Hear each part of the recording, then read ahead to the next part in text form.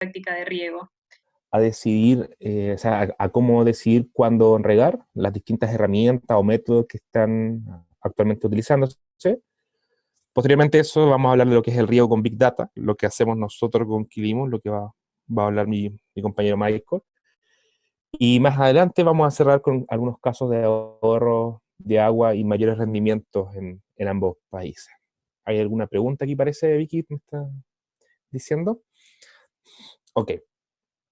Vicky, No, está preguntas, silenciada. no, ya le hice que es la idea era preguntarles un poco de dónde Ah, venían perfecto. y bueno, como nos respondieron por la encuesta, bueno, la verdad es que yo me había pasado por alto muchos lugares, pero tenemos inscriptos de Ecuador, de la Patagonia Argentina, así que ahí ya conocemos con el público con el que tenemos en esta instancia.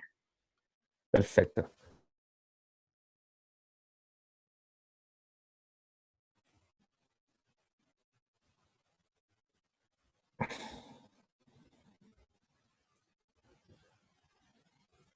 ¿Me escuchan? Sí, ¿Se me escucha? No, tengo, el ¿estás internet se me teniendo ha problemas? caído. Parece ahí está. ¿Me escucha bien ahora? No, está perfecto. Sí, Ya, ningún problema. genial. Un poco para hacer el contexto de la situación hídrica nacional. Principalmente acá en Chile estamos con un déficit hídrico, una sequía que viene arrastrándose ya por años. En la gráfica se ve claramente que hay déficit en la mayoría de los ríos del país, desde el río Copiapó, bajando al Huasco, Limarí, e incluso hay déficit hasta el río Maule y el río Ñuble. O sea, es compleja la situación, el mapa lo muestra muy claro. Esperemos que este año sea más lluvioso. En este momento está haciendo mucho frío estos días, pero estamos todos esperando la lluvia. Adelante.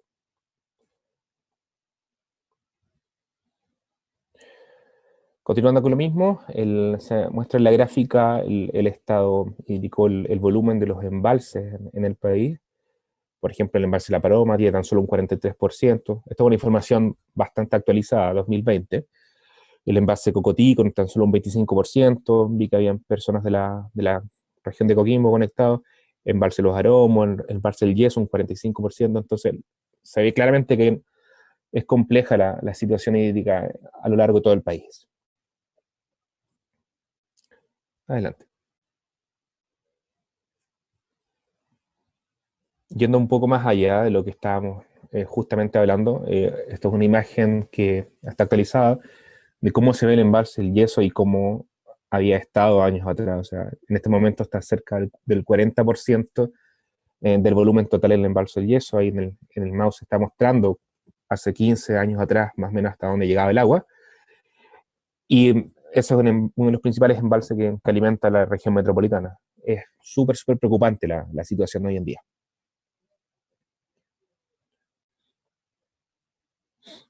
Continuando con lo mismo, se ve el déficit, en este caso pluviométrico, a lo largo del país. En Ovalle un 89% de déficit, en Cogotí un 87%, y así vamos bajando. En Santiago un 71%, en Talca un 46%. Zonas que quizás hace 10 años atrás no había duda que había agua, hoy en día están bastante secas y es muy complejo la situación. Por lo mismo, las decisiones, especialmente estratégicas para el riego, tienen que ser bastante inteligentes y tomando la mayor cantidad de información para las decisiones. Un poco... Bueno, disculpa. Ahora continúa Michael, mi colega, con la situación que ocurre en Argentina. gracias, Pablo. Antes que nada, bueno, buenas tardes, gracias por estar participando. Yo les quiero contar un poquito la situación en Argentina. En este caso, en este país, los climatólogos esperan una disminución de las precipitaciones, sobre todo lo que son en los primeros meses de la primavera, ¿no? Septiembre, octubre, por la influencia de una niña. Las condiciones climáticas están marcando esto y por lo cual hay que tener bastante cuidado, sobre todo porque son meses críticos, ¿no? para el cultivo de invierno, para el cultivo de espina, como trigo, cebada. Así que hay que estar atento y seguir una estrategia de riego que prevea estas situaciones, ¿no? Y si nos vamos ya a la región de Mendoza, y pongo como ejemplo Mendoza, pero que representa básicamente toda la región de Cuyo, y donde el riego es suplementario de las lluvias. Hace poco estuve allí y bueno, muchos productores me comentaban que estaban pasando por una situación de déficit hídrico y crisis hídrica, y la verdad volví de Córdoba con esa inquietud y se me dio por empezar a buscar información, y veo cómo googleando, ¿no?, todas estas noticias realmente impactantes, ¿no?, como el titular este último, que dice que Mendoza atraviesa el periodo de sequía más largo en 110 años, y mi pregunta es, bueno, ¿qué hicimos o qué no hicimos para mitigar estos efectos, ¿no? Porque si vamos a los datos, podemos ver cómo la tendencia del registro pluviométrico ha ido disminuyendo a lo largo de los años. Esto es un registro que va desde 1999 hasta 2017 y claramente la tendencia es bajista. Entonces, la inquietud que yo quería plantear con esto es, ¿no?, ¿qué hicimos o qué no hicimos? ¿Y por qué no vimos? Y recién ahora reaccionamos cuando ya la situación es bastante complicada. Creo que es importante que tomemos conciencia de la situación y tomemos medidas que estén a nuestro alcance. Me parece que lo más importante de revisar es cómo tomamos la decisión de regar, ¿no? Y entonces, en este tema de cómo tomamos la decisión, Pablo se va a explayar un poquito más. Exacto, gracias, Michael. Y como bien dijo mi compañero, las decisiones para saber cuándo y cómo regar siempre son complejas y se tienen que tomar en consideración bastantes factores. Por lo mismo, ahora vamos a mencionar algunos de los métodos o técnicas que se usan normalmente en la agricultura, ya sea en Chile, en Argentina o incluso en otros lugares, se repiten las técnicas. Está siempre la tradición o la costumbre que por años se utilizan, ya sea por tradiciones familiares o por culturales principalmente. El tacto, que está muy ligado a la calicata, es agarrar la tierra, verla directamente y ver cuán húmeda está, si está seca, y empezar a hacer análisis de ese tipo. Ver directamente la evapotranspiración a través de las tablas de la FAO, que las vamos a revisar más adelante. El uso de estaciones meteorológicas es cada vez más común.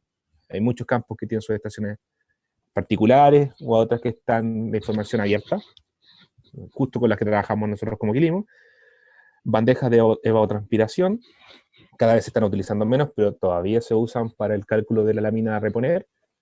Las sondas de capacitancia, sondas FR, que normalmente se usan en algunos campos específicos, en Chile todavía se están usando bastante.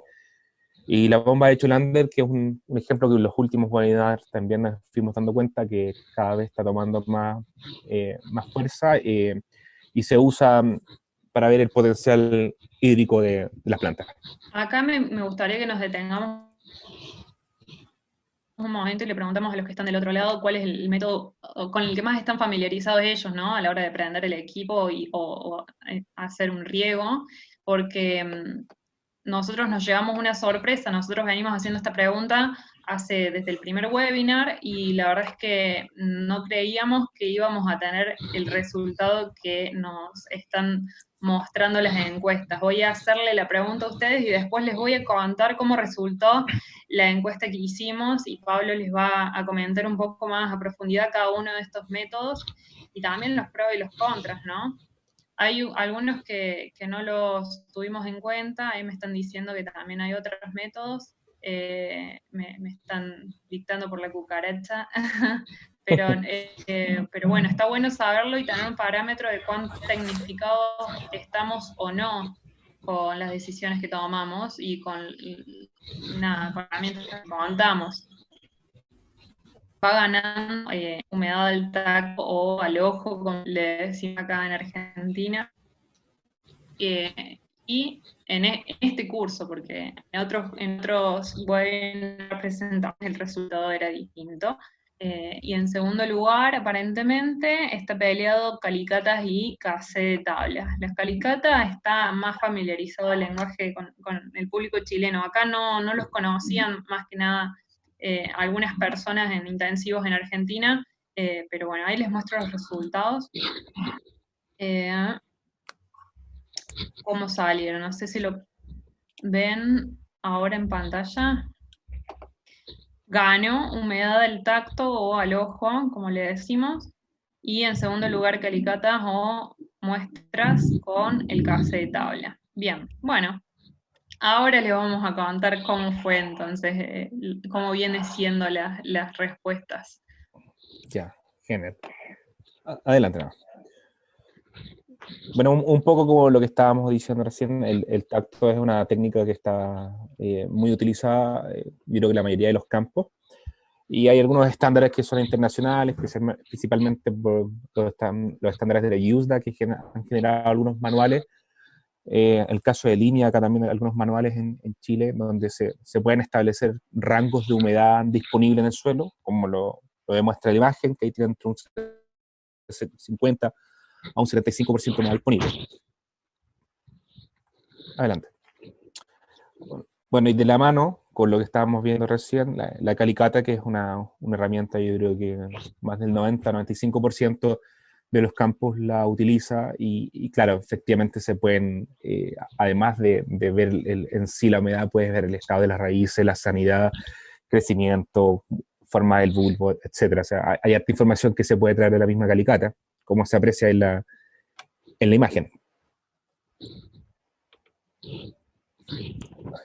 La tradición y la costumbre que siempre ha estado y permanece en la cultura, incluso como se indica ahí en la imagen, muchos campos todavía siguen regando por calendario o por tradiciones familiares que ciertas fechas específicas riegan y sin cuestionamiento alguno. O sea, riegan muchas veces por regar, o sea, solamente porque el calendario lo dice.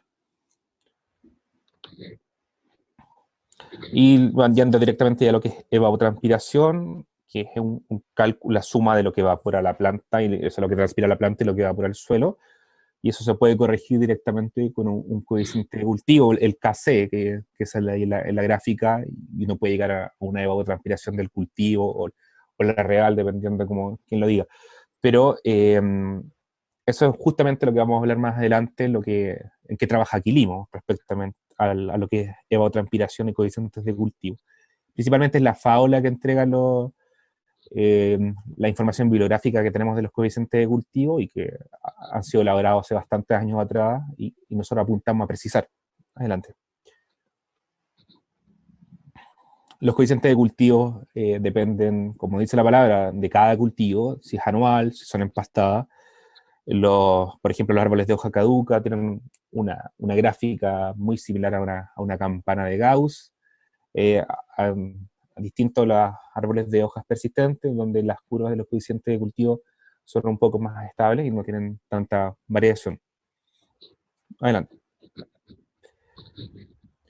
Y esto es lo que estaba yo diciéndole en un comienzo, las tablas de la FAO, donde hay distintos coeficientes de cultivo que están en la web o en distintas fuentes bibliográficas, en donde normalmente se usa el Kc inicial, el medio o el máximo y el final, y es lo que nosotros hemos estado identificando, que no siempre es exactamente igual a lo que dice estas tablas, y es un poco en que hemos estado trabajando con los satélites principalmente.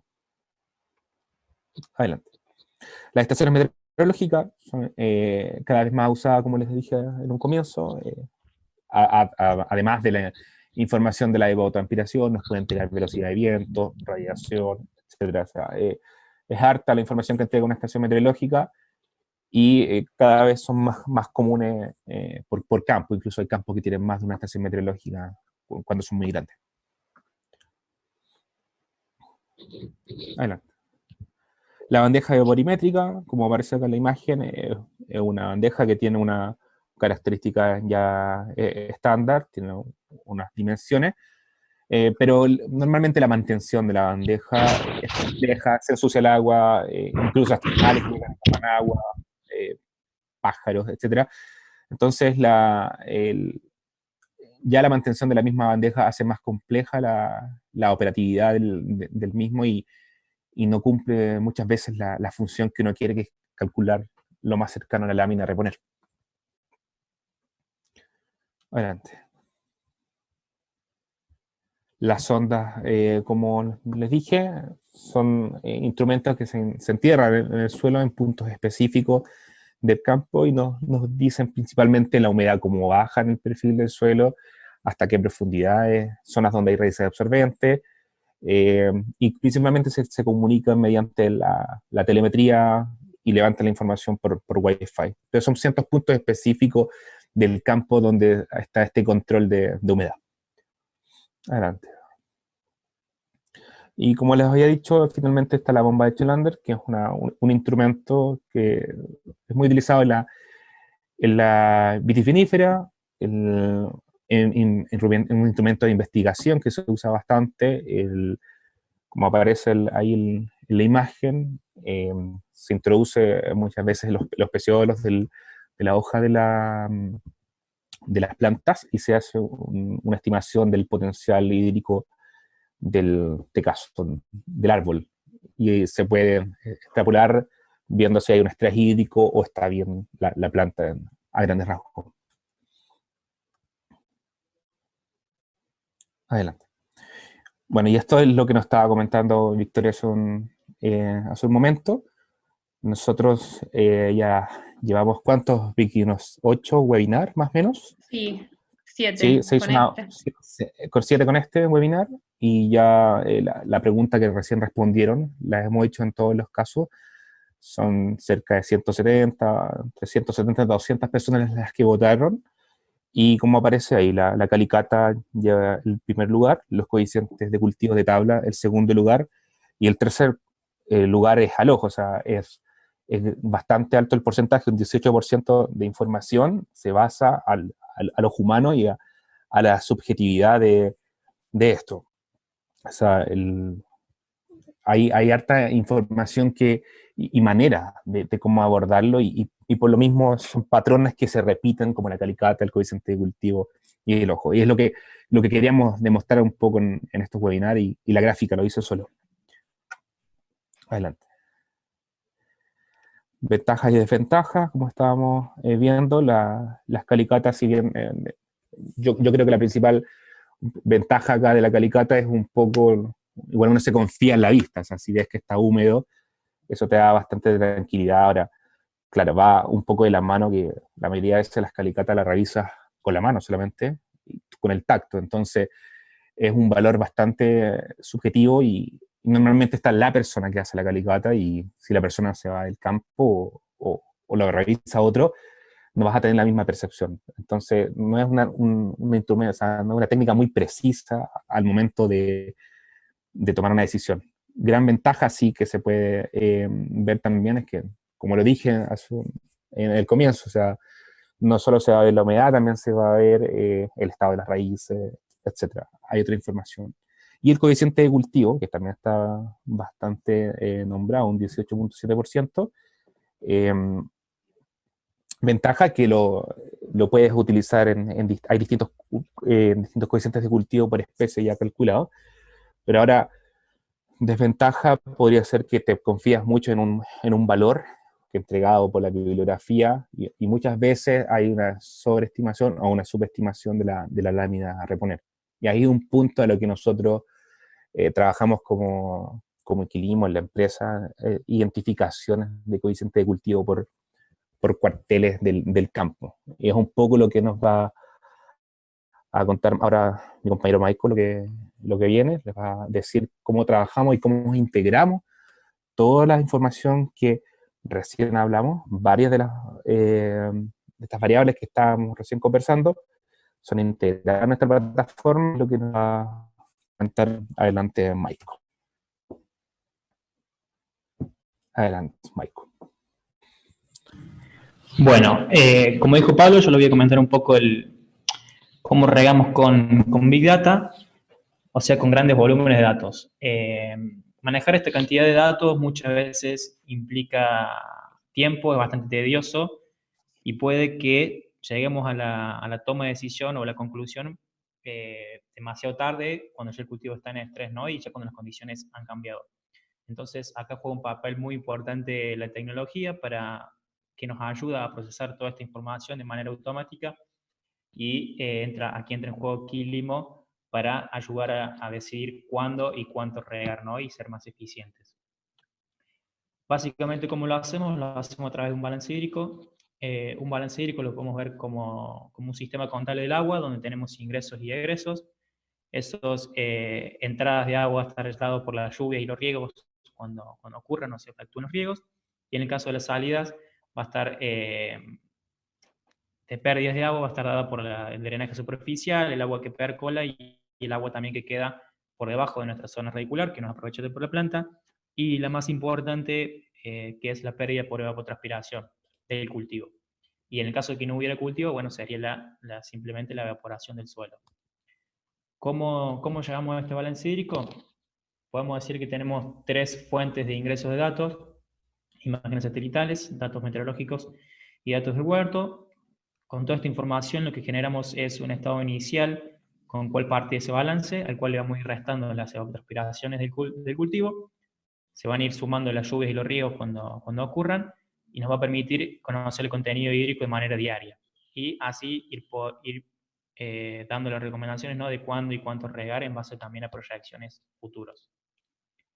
Si desglosamos un poco estas fuentes de entrada de datos, y si entramos más a ser más específico a qué datos necesitamos, en cuanto a lo que es datos propios del sector, de la finca en sí, necesitamos conocer cuáles son sus constantes hídricas para saber cuánto almacena de agua esos suelos.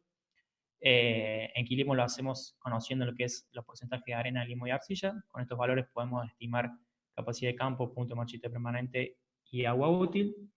Es importante conocer este valor porque, bueno, dependiendo la textura va a ser la capacidad de almacenamiento que tenga.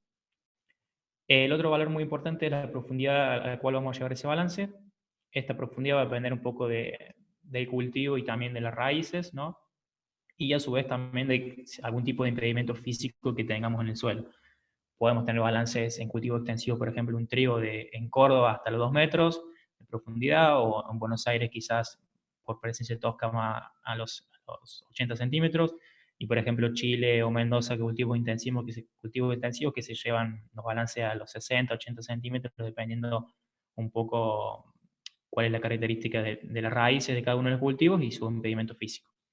Entonces, una vez que tenemos estos datos de constantes hídricas y profundidad del balance, vamos a poder conocer cuál es el agua útil inicial que está almacenando nuestro suelo para dar arranque al sistema.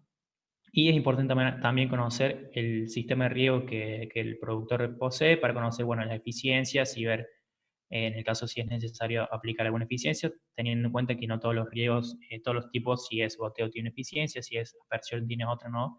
Y a su vez si lo tiene medido y no es un valor simplemente teórico, todavía mucho mejor. La otra fuente de ingreso de datos son las estaciones meteorológicas. Lo que hacemos es tomar un radio de nuestro establecimiento y tomar todas las estaciones meteorológicas que encontramos en ese radio. Tomamos los valores de radiación, temperatura, viento y humedad para conocer lo que es la evapotranspiración potencial. Esta evapotranspiración potencial la conocemos a través de la ecuación de Pema-Montiel. Y como la palabra lo dice, no es una evapotranspiración de referencia que está estimada para un cierto cultivo específico y en regado con ciertas características específicas. No restamos este valor de consumo al sistema, sino que debemos afectarlo previamente por el coeficiente del cultivo para obtener la evapotranspiración real. En el caso de y que anteriormente, no utilizamos casa de tabla, sino que lo calculamos a través de imágenes satelitales.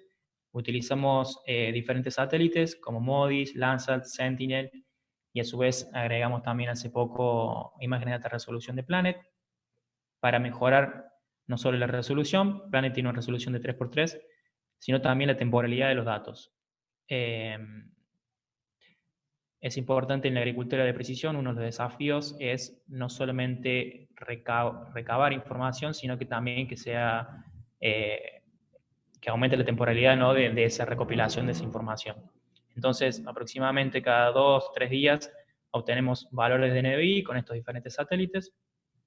El NDI es el índice de vegetación de diferencia normalizada, que básicamente es un indicador de la biomasa fotosintéticamente activa, que nos permite detectar anomalías en la vegetación, como algún estrés hídrico, alguna enfermedad o una despoblación, y correlacionar esos valores a un valor de KC. Entonces, con estos datos de NBI que vamos obteniendo a través de imágenes, generamos nuestra propia curva de KC que se va generando día a día para obtener la evapotranspiración real, ¿no? Lo que hacemos es, entonces, multiplicar la evapotranspiración potencial por el coeficiente del cultivo. Una vez que tenemos la evapotranspiración real, que es realmente, valga la redundancia, lo que pasa en el lote, y no un factor extrapolado de un KC de tabla, recién ahí la restamos en nuestro balance. Lo que quiero mostrarles acá, bueno, un poco es cómo se visualiza Quilimo. La verdad es bien simple y sencillo, buscamos no complicarle la vida al productor. A la derecha, arriba, puede observar cada uno de sus sectores, donde están geoposicionados y su shape. A la izquierda, cada círculo representa uno de esos sectores, y dentro de ese círculo se encuentra un porcentaje, ese es el porcentaje de agua útil del día.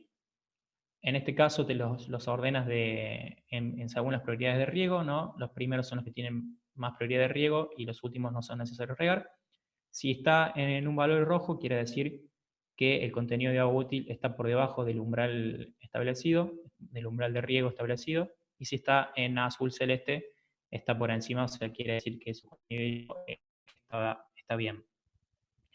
Las recomendaciones de riego las pueden observar a la derecha abajo, la verdad son muy simples y sencillas, indican cuántos milímetros y en qué periodo de tiempo efectuarlos.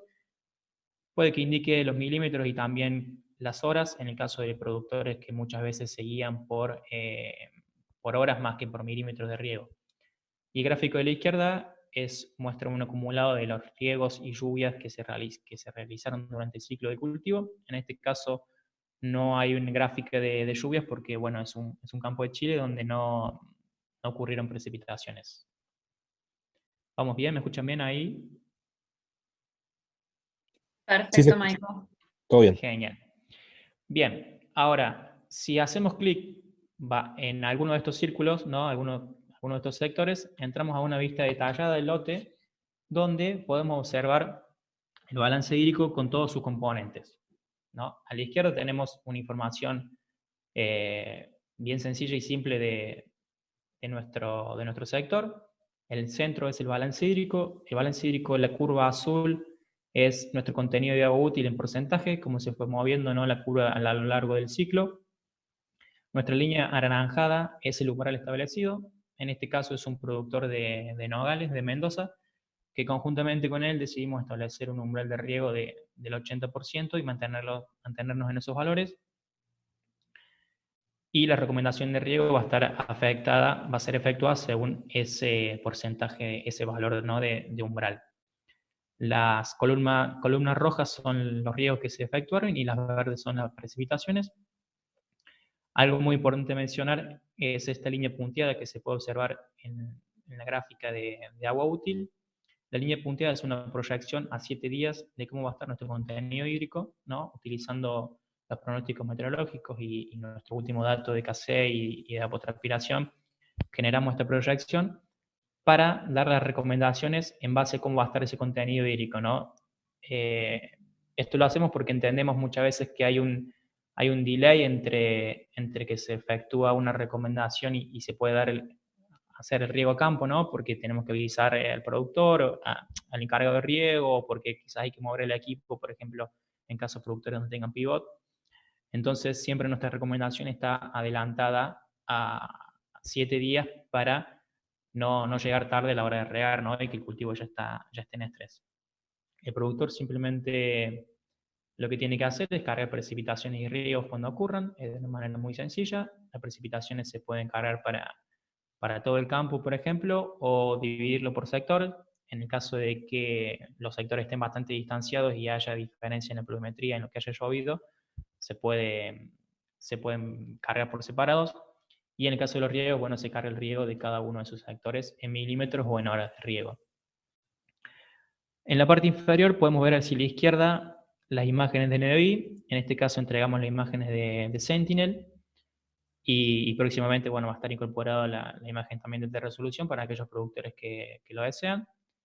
Esta imagen es la de NDVI y se puede descargar. En la gráfica del medio tenemos cómo se fue moviendo nuestra curva de KC durante el ciclo, que se generó nuevamente, ¿no?, a partir de estas imágenes de NDVI. En este caso es un cultivo, bueno, de nogal, como mencioné, y donde su KC fue fluctuando por lo general siempre entre 0,8 y 0,75 aproximadamente durante estos meses que se monitorea. En la gráfica de la derecha hay un registro de las actividades. Acá figura todo lo que el productor cargó, ¿no es cierto?, lluvias y riegos. Y en el caso de que se haya equivocado o haya cargado algo mal, se puede borrar el dato y cargarlo nuevamente, y el balance se actualiza automáticamente en segundos. Una de las posibilidades que tenemos de switchar en esta gráfica del medio es para cambiar y ver lo que es la evapotranspiración. Entonces podemos ver las evapotranspiraciones potenciales y reales que tuvo nuestro sector día a día, ¿no? Y en base a esta evapotranspiración potencial es que se fueron dando las recomendaciones de riego y se fue ajustando el balance hídrico, ¿no? En este caso, le quiero mostrar, es de un productor del norte de Córdoba, es un cultivo extensivo. Quería mostrar los dos contrastes, ¿no? Un intensivo como el nogal y un cultivo extensivo como es un maíz. Este es una curva de KC de maíz. Vemos cómo fue subiendo, ¿no?, a medida que iba creciendo y desarrollándose el cultivo, y luego, una vez entrando en modelo fisiológico, fue disminuyendo esa gráfica de KC y esos consumos. También lo que quiero marcarle, importante también, pueden observar cómo los umbrales no fue siempre fijo, sino que se subieron en periodo crítico, ¿no? Tenemos la posibilidad de subirlo y bajarlos cada vez que querramos, en base a la estrategia que nos planteemos, si queremos maximizar rinde o hay ciertos momentos donde quizás no podemos llegar con el riego porque estamos limitados con el agua. Entonces, bueno, si necesitamos bajar los umbrales lo podemos bajar, y si es necesario subirlo también se puede subir. La estrategia, podemos decir que tenemos una estrategia ideal para cada uno de los cultivos, pero después hay que adaptarse a las realidades de cada uno de los productores.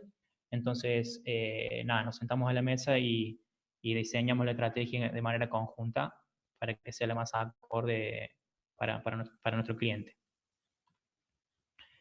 Bien, lo que quiero mostrarles en esta diapositiva es un ensayo que hicimos con la gente del INTA Manfredi de acá de Córdoba.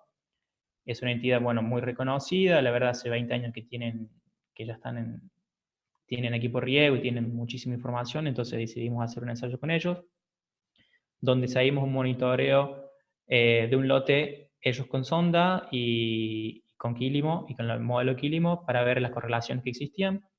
Y la verdad que tuvimos una diferencia promedio menor al 10% durante todo el ciclo del cultivo, ¿no? Comparando lo que son los puntos de medición de las sondas en ciertos momentos con el porcentaje de agua que nos marca el modelo de Quilimo. Hay que tener en cuenta también, ¿no?, que las sondas muchas veces tienen deficiencia en los primeros 30 centímetros por una dispersión de los neutrones, ¿no? Hay que tener siempre en cuenta esa desviación que puede existir. Bien, la idea ahora es mostrarle un poco por qué somos eficientes y recalcar esto que Pablo decía anteriormente, donde tenemos muchas diferencias con los casos de tabla.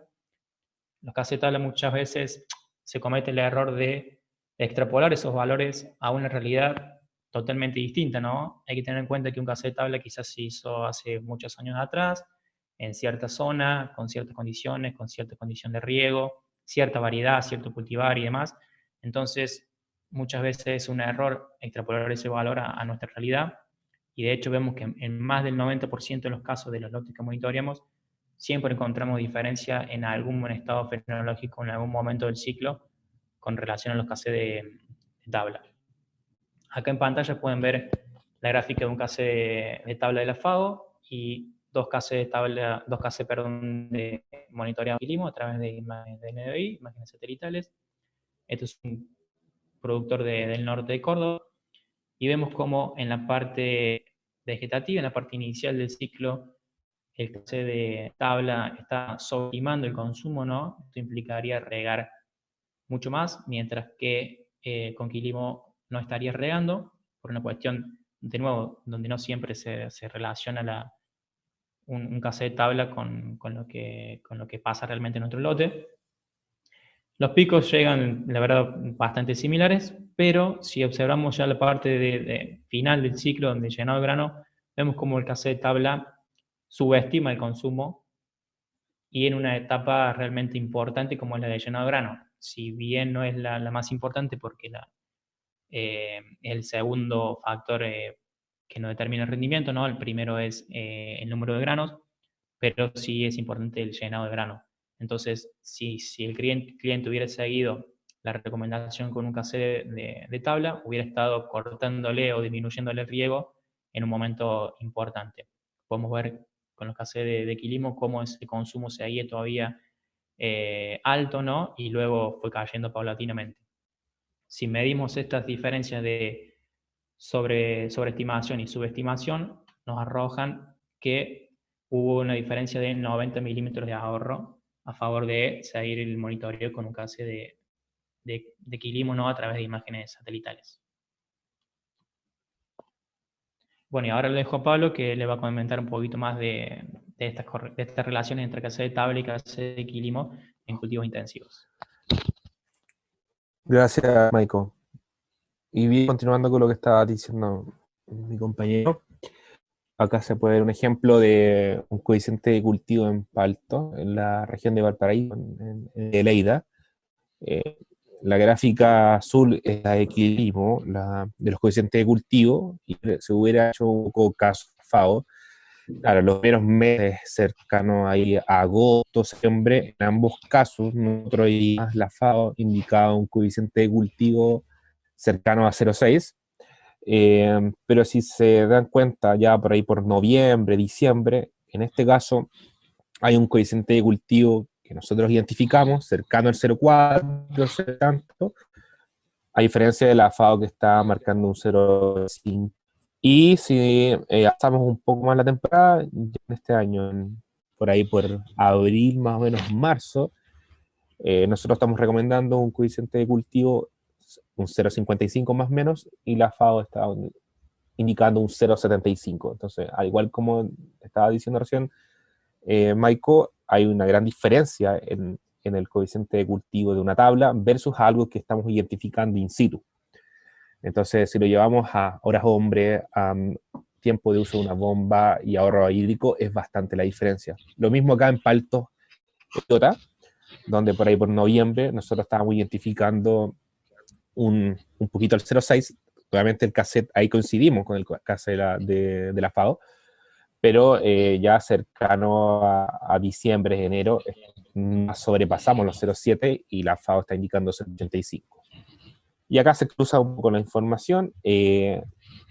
La FAO está marcando un 0,75 y nosotros estamos llegando casi a un 0,8, por ahí por marzo, abril. Este es un caso de idiota, o sea, se da cuenta que es la misma especie, en la misma región, pero son situaciones totalmente distintas. Y esta información que cambian los casés, incluso dentro del mismo campo. O sea, el casé que estoy mostrando acá, este es un sector de campo en Quillota, el otro era un sector de un campo en Lleida. O sea, dentro del mismo campo, que todos sabemos que hay varios sectores, hay mucha varianza. O sea, ahí apuntamos a optimizar. Cambiando de cultivo, esto es uva de mesa en la región de Coquimbo, en Cogotí 18. Nosotros identificamos en este cuartel, en plena temporada, en diciembre, un KC de 1, más o menos hasta los inicios de enero, y la FAO estaba marcando 0,85. Ya por ahí, por enero, nosotros identificamos un KC cercano al 0,8, la FAO estaba marcando 0,85, y ya finalizando la temporada, por ahí por marzo, abril, la FAO indica 0,45 y nosotros estamos cercanos a los, un poquito más allá de los 0,4. Entonces, hay nuevamente diferencias con otro ejemplo de otro cultivo. Y continuando con lo que es uva de mesa, en este caso en Rancagua, en la región de O'Higgins, la curva celeste es la nuestra, en donde en gran parte de ya lo que es diciembre, noviembre, diciembre, enero. Estamos identificando un KC cercano a 1, 0,90 y algo, y la FAO está dando un 0,8, más o menos. Hacia atrás de la temporada ocurrió eso. Nosotros identificamos un 0,2 más o menos, 0,25, y la FAO está cercano al 0,3, un poquito más. Entonces hay harta variación. El coeficiente de cultivo es un valor que es dinámico, no es estático. Esto está demostrado. Y yéndonos un poco a lo que es el Valle de Casablanca, en BIT, nosotros identificamos un coeficiente de cultivo en gran parte de la temporada, entre noviembre más o menos, y enero, cercano al 0,50 y algo, 55 más o menos, llegando al 0,6 en los máximos, y la tabla está fácil, un 0,7 en gran parte de la temporada. Entonces, nuevamente lo mismo, o sea, si que necesitamos optimizar agua, acá está la evidencia de cómo es una forma de hacerlo de una mejor manera. Y un poco yendo a lo que casos de éxito que nosotros identificamos, hay algunos casos con ciruelo que tenemos unos ahorros del 25% más o menos, esto en Chile, y unos casos de éxito que tenemos en arándano en Perú, son ahorros cercanos al 33%, que son valores bastante alentadores al momento de usar esta herramienta. Bien, y siguiendo con la línea de casos de ahorro y mayores rendimientos, en este caso quiero mostrarle un poco un caso de éxito en el norte de Córdoba, en la zona de Cañada de Luque, donde un productor que monitorea su cultivo de trigo bajo obtuvo 82 quintales. La verdad que 82 quintales para la zona es algo increíble. Si bien los rindes fueron en general bastante buenos, los promedios rondaron alrededor de 55, 60 quintales. Este lote se destacó sobre la mayoría por rendir 82 quintales. Un poquito contando rápidamente lo que hizo el productor sembró una variedad de Mario algarrobo, el 23 del 5, con una densidad de 160 kilos por hectárea. Utilizó un fertilizante líquido Aurifer en un total de 367 kilos y los particionó en dos momentos, ¿no? A principios de agosto la mitad y la otra mitad a principios de septiembre. En total regó en la campaña 360 milímetros, utilizando nuevamente quilimo para decidir el cuándo y cuánto regar. Y las precipitaciones durante el ciclo fueron de 95 milímetros, claramente mostrando cómo el riego es complementario se volvió un factor determinante a la hora de obtener estos rendimientos. Y así como tenemos casos de éxito en trigo, podemos mencionar de maíz, cebada, centeno, la verdad que son muchos los casos, simplemente queremos mencionar algunos, tanto de extensivos como de intensivos. Hablando de eso, también estaría bueno saber qué cultivos trabaja la gente que está presente, o seguramente tenemos productores directos o asesores, y dentro de esos participantes que quisiéramos saber qué cultivos tienen, si estamos con gente que tiene más cultivos en producción intensiva o extensiva, para también ir ajustando las temáticas para las próximas presentaciones. Tenemos de los participantes de los dos grupos, ¿no? De las dos producciones, y ahí más que nada tenemos productores de vid y de uva de mesa en primer lugar.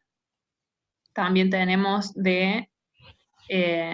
sí, faltan muchos cultivos acá que dicen, también tenemos olivo. Di paso el de olivo que está presente. Mañana el jueves tenemos una presentación de olivo, otro webinar que vamos a dar con unos invitados especiales que tienen mucha experiencia, así que no se lo pierdan, va a estar muy bueno. Y tenemos 20 votos que trabajan otros cultivos. Bueno, interesante, a ver si nos cuentan por el chat cuáles son esos otros cultivos que están manejando. Arándano, interesante, intensivo más que nada. Arándanos, olivos, algodón, alfa, melón, ajo, cebolla, Bueno, tenemos variadito, ¿no? Tanto de extensivo como de intensivo, pero más que nada intensivo. Y está bueno, esperamos que esta presentación les haya dado herramientas para tomar mejores decisiones de cara al futuro y saber, ¿no? Todo lo que está sobre la mesa a la hora de tomar la decisión.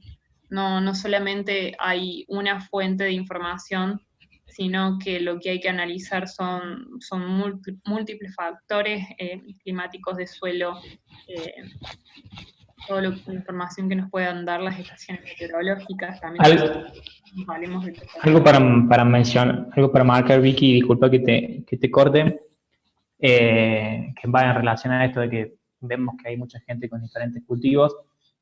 La verdad es que la tecnología de monitorear en nuestro caso a través de imágenes satelitales nos permite monitorear cualquier tipo de cultivo. De hecho, estamos monitoreando en este momento más de 40 cultivos. Entonces no tenemos una limitante por ese lado, ¿no? Así es, Maiko, tenés razón. Bueno, vamos a entrar al bloque de preguntas. Ahí fuimos respondiendo algunas de las dudas mientras a lo largo de la charla, que de hecho fueron bastante las que fueron saliendo, les cuento Maiko y Pablo. Nos dejaron algunas preguntas como qué métodos dentro de todos los que mencionamos para regar, qué métodos recomendamos nosotros. De hecho, o sea, el método más eficiente, por así decirlo, es a través de Big Data, y Big Data es lo que utiliza Equilibrio, ¿no? Para recomendar el cuándo y el cuánto regar, ¿no?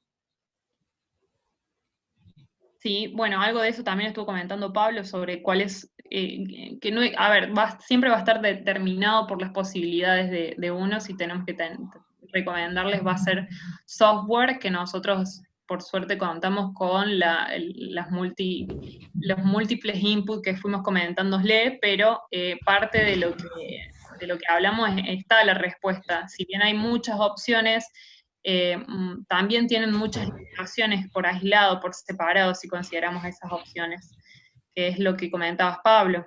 Sí, un poco para, repitiendo y reforzando lo que estaba diciendo Maiko, más allá de decir cuál es el mejor o cuál es el peor, siempre es lo ideal tratar de integrar la mayor cantidad de información, ojalá en un sistema. Entonces, si empezamos a ver múltiples variables por separado, es difícil unificarla y llegar a un consenso. Entonces, por lo mismo, como Quilimos tratamos de integrar todos los variables de suelo, variables de meteorología y variables de satélite. Con eso es un sinnúmero de información que a través del Big Data la procesamos. Perfecto. También algo reforzando lo que decís, Pablo, es importante tomar las decisiones en base a datos, y no me refiero simplemente a la decisión de decidir regar, sino a todas las decisiones agronómicas, tomarle en base a datos, porque las sensaciones muchas veces pueden ser más o menos buenas o más o menos malas, ¿no? En cambio, si medimos y tenemos datos, nos van a marcar en dónde estamos parados y vamos a poder saber cuánto tenemos para mejorar. Y en ese camino del cuánto y para mejorar, yo invito, siempre lo digo, invito a los productores a animarse a sumar a la tecnología para que los ayude en el proceso de mejora, porque la verdad que una vez que implementamos una plataforma o la tecnología que sea, los impactos y los resultados se ven de manera más rápida. Bien, de la mano de la próxima pregunta, dice Kevin, ¿qué tanto afecta el algoritmo que nosotros usamos el hecho de que no existan tantas estaciones meteorológicas cerca del lote de cultivo? Muy interesante pregunta. La verdad que por lo que es estaciones meteorológicas no venimos teniendo problemas, tenemos una red de muchísimas, de más de 30.000 estaciones meteorológicas en todo lo que es Argentina y Chile. Tenemos tanto acceso a privadas como públicas. Y en el caso de que haya alguna falencia con algún dato de estación meteorológica, utilizamos los resultados de API, ¿no? lo que arroja el pronóstico climático. Toda esa información de humedad, viento, relación, temperatura, como comenté anteriormente, se hace un filtrado estadístico y se corrobora que sean datos concretos para tener un dato robusto de evapotranspiración potencial. Correcto, o sea, y es importante que nosotros usamos, bueno, se ha dicho múltiples veces, hay bastante, como cerca de 4 satélites, y si le sumamos a Planet con todos los que tenemos, de muchos más, no tenemos límites geográficos para funcionar. O sea, tenemos desde el norte de Chile hasta incluso hasta Chile Chico funcionando, y hay estaciones meteorológicas en gran parte del país. En Argentina tengo entendido que también, y el satélite pasa por todos lados, no hay limitaciones por ese lado, es muy muy bueno. De hecho, estamos trabajando, bueno, no solo en Argentina y en Chile, sino también en Uruguay, Paraguay, Brasil, Perú y Estados Unidos. Correcto. Sí, así es. Bueno, y algunas preguntas más que dicen con respecto a lo técnico. ¿Funciona el NDVI en parcelas con malla antigranizo? Sí, tenemos comparaciones donde cierto tipo de malla no hay problema. Habría que ver cuál es el grosor, ¿no es cierto?, de esa malla antigranizo. Bueno, gracias. También pregunta Juana si se toman datos de humedad de suelos a campo o lo estimamos con sensores. ¿Cómo? Disculpa, se corta un poquito y que me puedo repetir.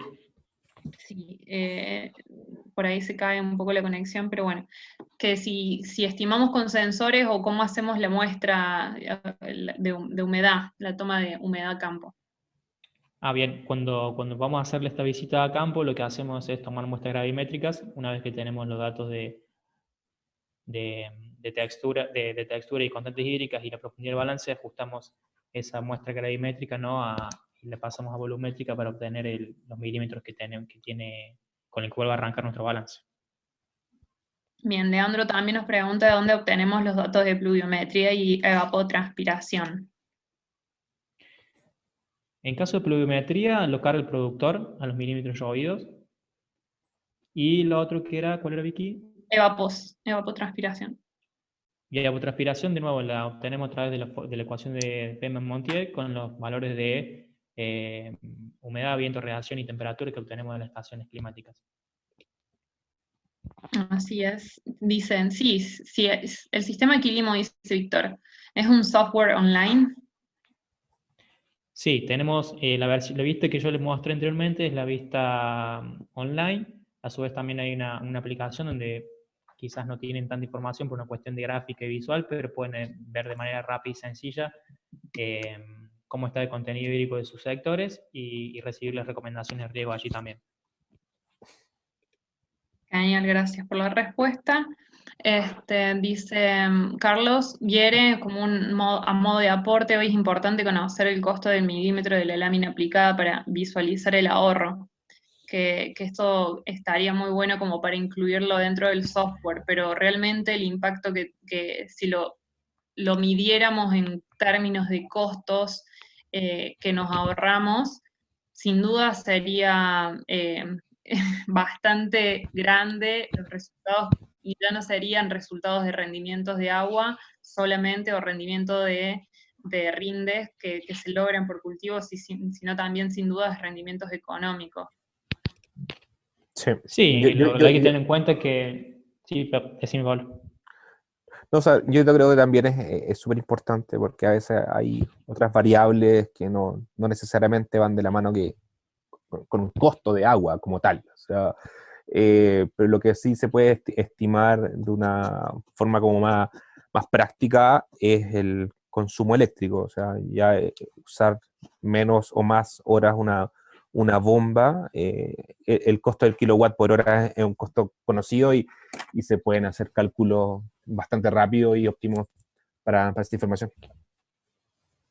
Así es. También nos dice Moisés, y ya vamos cerrando con las preguntas porque se nos acaba el tiempo, quizás sea importante mencionar que hay evapotranspiración potencial y real. Sí, de hecho eso lo marcamos, ¿no? Tenemos la evapotranspiración potencial que calculamos a través de las estaciones meteorológicas, y esa evapotranspiración la afectamos por el coeficiente del cultivo para obtener la evapotranspiración real. Y esa real es recién la que le restamos a nuestro balance, ¿no? Que quede claro eso. Así es. Bueno, preguntan si también, la última, si sirve para lugares con mal internet o sin electricidad esta aplicación. Bueno, también como dijo Michael, tenemos la opción offline. Claro, la aplicación móvil para el celular es offline, o sea, pueden ustedes cargar cualquier tipo de información ahí, algún riego o lluvia que ocurrió, y después cuando el celular acceda a datos en algún lugar con señal, se va a cargar el sistema y se va a actualizar. Pero ahora yo creo que quería aclarar algo. A lo mejor la pregunta va pensando que nosotros instalamos alguna especie de servidor en el campo. Eso no es así, no es necesario instalar nada en el campo. Nosotros operamos todo de forma remota y por lo mismo hacemos hincapié a que es el satélite el que hace gran parte del trabajo y no hay necesidad ni dependemos ni de la energía ni de internet en el campo. Así es. Bueno, vamos a ir cerrando un poco ya con la sesión, este webinar. Estuvo plagado de preguntas y súper interesantes todas. Ameritan en muchos casos una respuesta un poco más explayada, un poco más atendiendo a cada caso, pero bueno, no tenemos tiempo, vamos a mandar esta presentación a sus correos electrónicos, a todos los que estuvieron participando del otro lado. Vamos a estar haciendo otras presentaciones también de otros cultivos intensivos y extensivos, esperamos que también podamos seguir sacando.